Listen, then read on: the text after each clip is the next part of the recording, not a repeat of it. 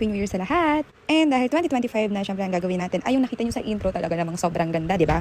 Naisip ko lang to kasi yung mga teachers natin lagi tayong pinapagawa ng mga 2025 New Year's resolution. So pwede ito bilang front page or bilang design sa inyong mga artworks or sa inyong mga outputs for this year. Ito nakikita nyo naman sobrang ganda nung ginawa natin na to. And ang unang step is gagamit lang tayo ng pencil para mag-sketch tayo ng lettering or ng numbering ng 2025. So yung aking pag na number ng 2025 is dahan-dahan lang. Kung nakita nyo sa video, ang daming mali pero it's okay. Lapis pa lang naman yan. Okay lang magkamali. And then after nating maglapis, dahil nakita na natin okay na yung 2025, so babakatan na siya natin ng ballpen. So ang ballpen na kailangan yung gamitin ay smudge proof. Kapag sinabi natin smudge proof, ito yung kapag nadali ng kamay natin or ng daliri natin ay hindi kakalat. Kasi kailangan natin burahin ito gamit yung pambura. So kapag nagbura tayo and smudge proof yung ginamit nating ballpen, hindi siya kakalat. Pero kapag hindi nyo alam na smudge proof, na hindi pala smudge proof, so papangit yung inyong gawa and magiging madumi na siyang tingnan. So sa pagta-trace ng number, dahan-dahan lang.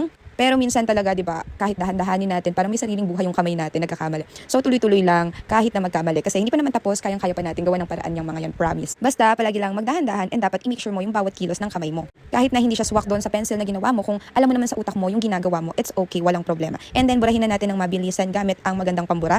Minsan yung mga pambura natin is nakakadagdag din ng mga siya din yung nakakapagpadumi doon sa ginagawa natin. Kaya choose the right pambura para sa mga artworks nyo. And naglagay lang ako ng konting shadow effect doon, parang yung sa balloon, yung nasisinaga ng lights, parang yun lang yung reflection. Tapos gagamit tayo ng Faber-Castell na color pencil. Tingnan niyo naman tong number 0, di ba? Color gold yan. Saan ka naman makakakita ng color pencil na may color gold, di ba?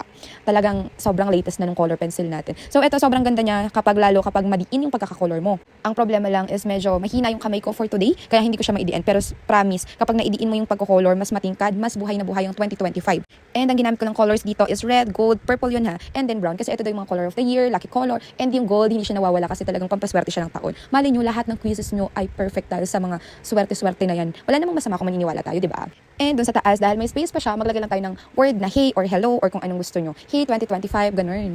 I-lettering lang natin siya ng calligraphy, cursive. Kung may maliit kayong calligraphy pen, pwede yun. Meron nga pala ako pero nakalimutan ko na meron ako. Ngayon ko lang naalala habang nag-voice over ako. Pero it's okay. Normal pen is okay. Kayang-kaya yung gawa ng paraan yan. And magguguhit na tayo dito sa taas. Parang ibabox natin. So ang dating nitong hey 2025 natin ay parang bookmark lang siya. Ganun lang kasimple. Yung theme natin ngayon, parang bookmark pero hindi siya bookmark.